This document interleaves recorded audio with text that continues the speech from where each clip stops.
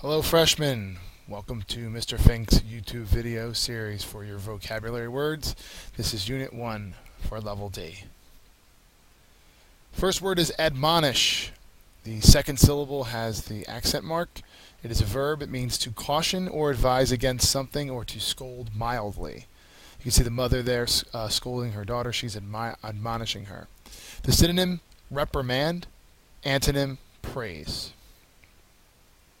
The next word is breach, and you see the picture here is a wall that has been breached either by time or weather or maybe by an attack of some sort. So breach has no accent mark because it's only one syllable. It's a noun. It's also a verb. The noun form definition is an opening, a gap, a rupture, or a rift. Okay, so the actual opening in the wall would be a breach. The verb is to create an opening. So you can say the enemy breached the wall. There are no synonyms for this word, only an antonym, and that word is close. Our next word is brigand, and you may have seen this sign around your neighborhood if you have a sign that says neighborhood watch. There's this kind of creepy burglar-looking person, and he would be a brigand. Brigand has the first syllable accented. It's a noun, and it is a bandit, a robber, or an outlaw. There are no synonyms or antonyms for this word, so this one's pretty straightforward. Circumspect is next, and I have a caution sign there because it looks like the word circle, but it really has nothing to do with going around something unless you're thinking of it in figurative terms, as in being careful and going around and not offending anybody. So circumspect has the first syllable accented. It's an adjective. It means careful or cautious. So if you're being circumspect around a friend who has just broken up with a boyfriend or girlfriend, you're not going to mention anything about that person, so you're being very circumspect. The synonym for that word is guarded. Antonym is reckless. Next word is commandeer, and this is kind of a goofy picture of a cop holding up his badge and pointing a gun at someone, and usually this happens in movies if there's some sort of car chase and the cop needs a car. So he will say, or she will say, I need to commandeer this car. So that's where the word is very often used. Commandeer is a verb. The third syllable is the accented syllable. It means to seize for military or for official use. Synonym is to take over. Next word is cumbersome, and this man here, or woman, probably a man, is carrying a very large box, and that box would be described as cumbersome. Cumbersome is an adjective. The first syllable has the accent mark. It means clumsy or hard to handle. The synonym is difficult, and the antonym is easy to handle. The next word is deadlock, and you see a scoreboard here from the Eagles game versus the Bengals from a few years ago, where they actually had a tie. 13-13. So a deadlock is a noun and a verb. The first syllable is accented. The noun definition, a standstill resulting from the opposition of two equal forces or factions. Okay, they can't get any more points than each other. It's just tied, so it is at a deadlock. The verb is very similar. It means to bring to such a standstill. So you can say the teams are deadlocked, and that would be how you use it as a verb. Synonym for that one is standoff.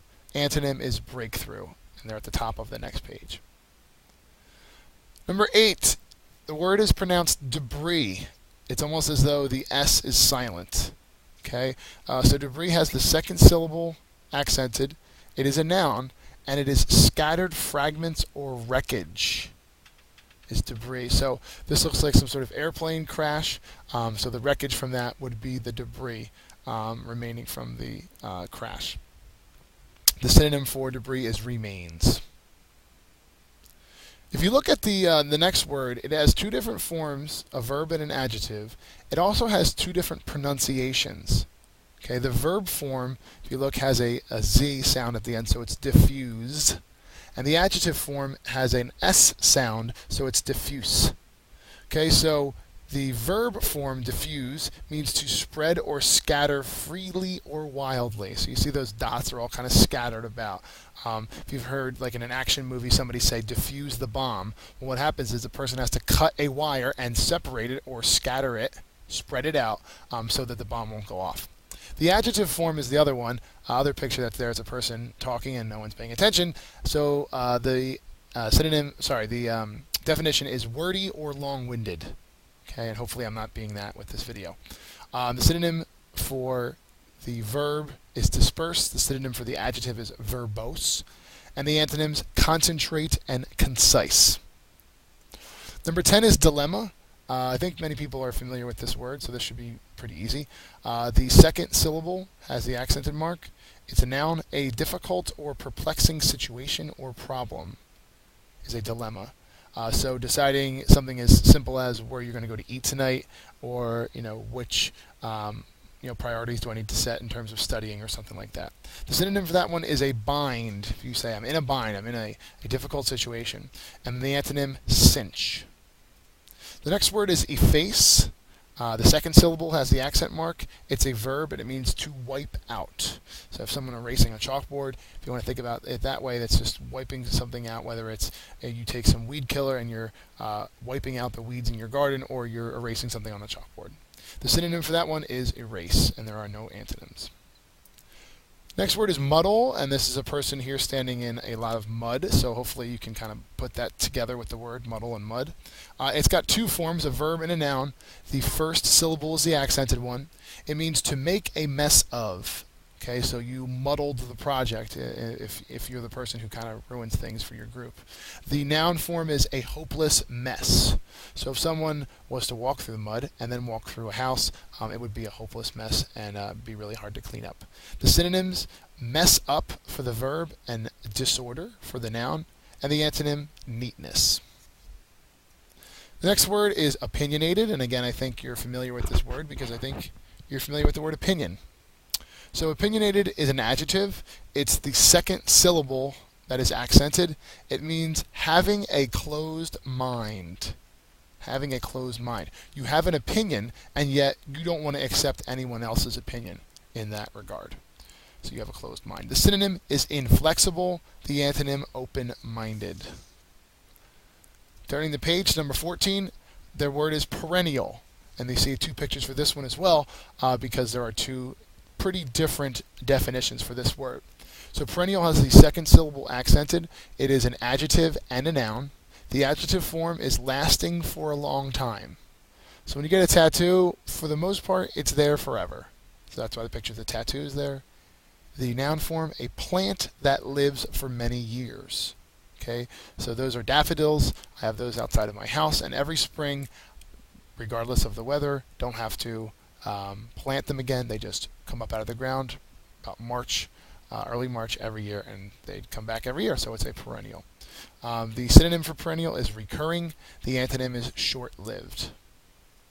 15, predispose. You see a person here smoking.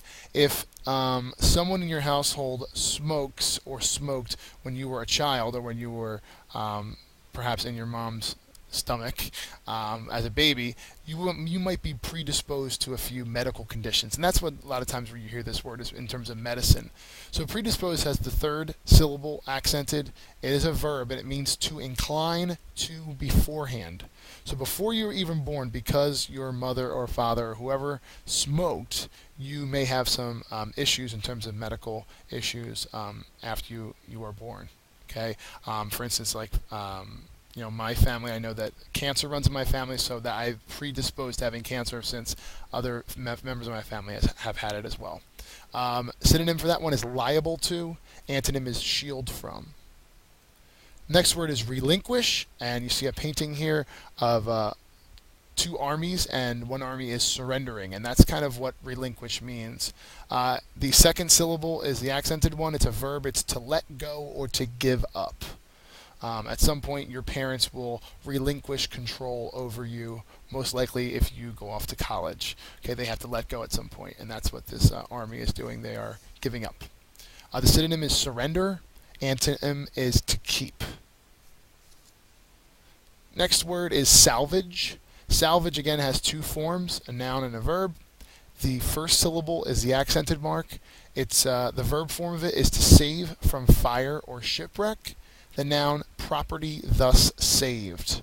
So you see a boat here, a big freight ship with all the things falling off of it. Anything that could be saved from that, you could say those things were salvaged. That would be the verb. Or you could say the thing that was actually saved. So all this is the salvage from the ship. Okay. So the synonym is recover. Antonym is abandon. Number 18, spasmodic. Spasmodic is how you pronounce this word. It is an adjective. Second syllable is accented. It is fitful or intermittent. Fitful or intermittent. That's probably one of the harder words that you have in this unit. Think about when you're driving in a car and it's starting to rain and you have the windshield wipers. That's why this picture is of windshield wipers. You can either make them go constantly and not stop, or they can be spasmodic, which means every couple of seconds they'll start and stop. Start and stop, and that's what intermittent or spasmodic means.